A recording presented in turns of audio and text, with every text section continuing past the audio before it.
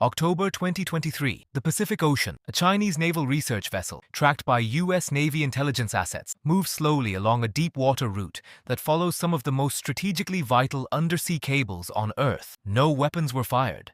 No international laws were visibly broken, but according to U.S. defense officials, what was happening was not science. It was reconnaissance. Right now, beneath every ocean on this planet, a silent war is being fought, not with missiles, not with troops, with submarines, sensors, and cables.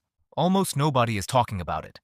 Here is the question no one in Washington will answer on the record. What happens to the modern world if those cables go dark? But to understand how we got here, we need to go back to 1858. That was the year the first transatlantic telegraph cable was laid on the ocean floor. It was called a miracle of human civilization. Today, over 400 undersea cables carry approximately 95% of all international data, financial transactions, military communications, and the entire civilian internet. In 2013, documents leaked by Edward Snowden confirmed the NSA had been secretly tapping undersea cables for years to intercept global communication. That revelation confirmed something military strategists already knew. Whoever controls the cable controls the world. Since 2015, China's People's Liberation Army Navy has dramatically expanded its deep-sea operational capabilities. China's state-owned companies, including HMN Technology, formerly known as Huawei Marine Networks, have built or upgraded over 100 undersea cable systems across the globe. According to the 2023 U.S. Department of Defense Annual Report on China's military power, the PLAN is actively developing capabilities to operate in deep-sea environments near critical global infrastructure. This was not general research.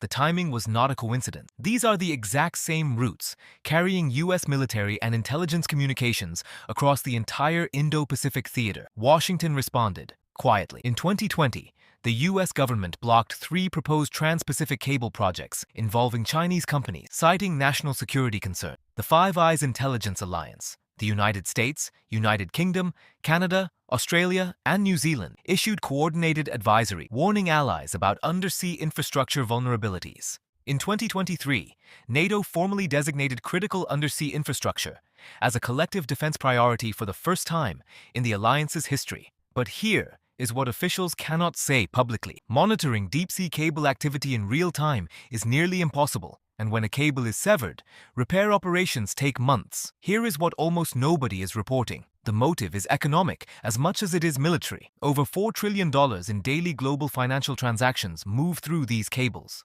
A 2022 Atlantic Council analysis warned that a coordinated attack on undersea cable network could trigger financial disruption, running into hundreds of billions of dollars within days. China does not need a single warhead to cripple Western economies. It needs one cut, at the right moment, on the right cable. The legal gray zone surrounding international deep-sea operations makes attribution and accountability nearly impossible. That is not accidental. That is the strategy. History is not forgiving on this point. In both world wars, undersea cable cutting was among the very first acts of war. In November 2024, the Chinese cargo vessel Yi Peng was suspected of severing 2 undersea data cables in the Baltic Sea, connecting Sweden, Lithuania, and Finland, Germany. Swedish and Finnish authorities launched formal investigation. No conclusive public attribution was made. Experts at the Center for Strategic and International Studies have warned this pattern will escalate.